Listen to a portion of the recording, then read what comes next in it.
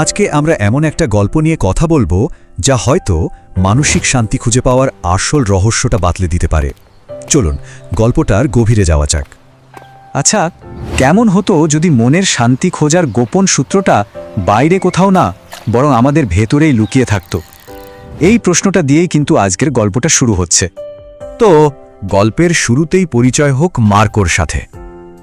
Marco একজন সাধারণ যুবক, কিন্তু তার মনের ভেতরটা ছিল সবসময় এক নিরন্তর ঝড়ের মতো। কিসের ঝড় ছিল এটা? মার্কোর মাথায় সারাক্ষণ শুধু চিন্তা আর চিন্তা।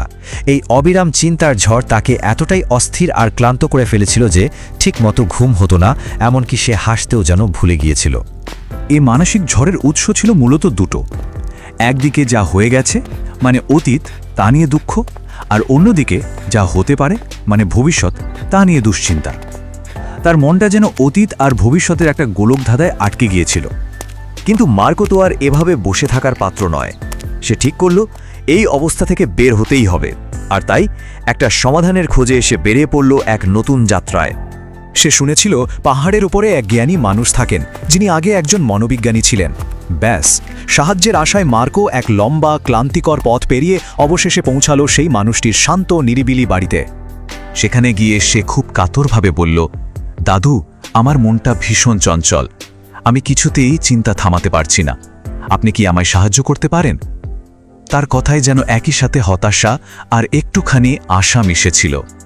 কিন্তু সেই জ্ঞানী ব্যক্তি তাকে কোনো লম্বা চড়া উপদেশ দিলেন না, বরং তাকে একটা অদ্ভুত কাজ করতে বললেন। আর সেই কাজের কেন্দ্রে ছিল একটা জলের গ্লাস। হ্যাঁ, সামান্য এক গ্লাস জল, যার মধ্যেই লুকিয়েছিল আসল শিক্ষাটা। তাকে বলা হলো, এই গ্লাসটা হাতে নিয়ে গ্রামের শেষ মাথা পর্যন্ত হেঁটে আবার ফিরে এসো। তবে একটা কথা, খুব সাবধানে, এক ফোঁটা জলও যেন গ্লাস থেকে না পড়ে। মার্কো তো বেরিয়ে পড়ল, কিন্তু রাস্তাটা মোটেই সহজ ছিল না। সরু ব্যস্ত রাস্তা, চারপাশে মানুষ দৌড়াদৌড়ি করছে, দোকানদাররা চেঁচাচ্ছে, কুকুর ঘেউ ঘেউ করছে, মানে মনোযোগ নষ্ট হওয়ার মতো সব উপাদানই মজুদ ছিল। কিন্তু এত কিছুর মধ্যেও মার্কোর ধ্যানজ্ঞান ছিল শুধু ওই জলের গ্লাসটার দিকে। আর কিচ্ছু তার চোখে পড়েনি, কানেও ঢোকেনি। আর ফলাফল অবিশ্বাস্য, একটা ফোঁটাও জল পড়েনি। মার্কো তার কাজটা একদম নিখুঁতভাবে শেষ করে ফিরে এলো। এইবার আসল রহস্যটা উন্মোচনের পালা। যে কাজটা মার্কো করে এলো, তার পেছনের মানেটা কি, সে এবার তার উত্তরটা পেতে চলেছিল। ফিরে আসার পর জ্ঞানী ব্যক্তি তাকে জিজ্ঞেস করলেন, আচ্ছা, তুমি আসার পথে বাচ্চাদের খেলতে দেখেছিলে? বা কুকুরগুলো যে ডাকছিল তাকে শুনেছিলে? খুব সাধারণ প্রশ্ন, তাই না? কিন্তু এখানেই ছিল আসল শিক্ষার শুরু।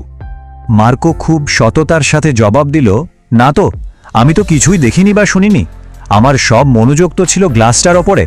আর এই উত্তরের মধ্যেই কিন্তু সমাধানের চাবিকাঠিটা লুকিয়েছিল। তখন জ্ঞানী ব্যক্তি বোঝালেন যে এটাই হলো বর্তমান মুহূর্ত। মানে মনের এমন একটা অবস্থা যখন পুরো মনোযোগ শুধু এখন কি হচ্ছে তার ওপর থাকে। তখন আর অতীতের দুঃখ বা ভবিষ্যতের চিন্তা মাথায় আসার সুযোগই পায় না। এর ফল কি হয়? যখন মন পুরোপুরি বর্তমানে থাকে, তখন ভয়, দ্বিধা বা অন্য কোনো বাড়তি চিন্তা মনে আসতেই পারে না। মনটা একদম শান্ত হয়ে যায়। আর এখান থেকেই আসে গল্পের সবচেয়ে বড় শিক্ষাটা। শান্তি বাইরে খুঁজে পাওয়ার জিনিস নয়, ওটা আসলে আমাদের ভেতরেই আছে, শুধু তাকে জাগিয়ে তুলতে হয়। আর মার্কো সেদিনের পর থেকে সে আর আগের সেই অস্থির যুবক রইল না। সে তার ভেতরের শান্তিটাকে খুঁজে পেয়েছিল, কারণ সে মনকে বর্তমানে রাখার কৌশলটা শিখে গিয়েছিল। এই গল্পটা আমাদের একটা প্রশ্ন করতে বাধ্য করে। প্রত্যেকের জীবনেই তো এমন একটা জলের গ্লাস থাকতে পারে, তাই না? এমন কি কাজ বা চিন্তা আছে যা আমাদের মনকে সব কোলাহল থেকে সরিয়ে এনে বর্তমানে স্থির করতে পারে?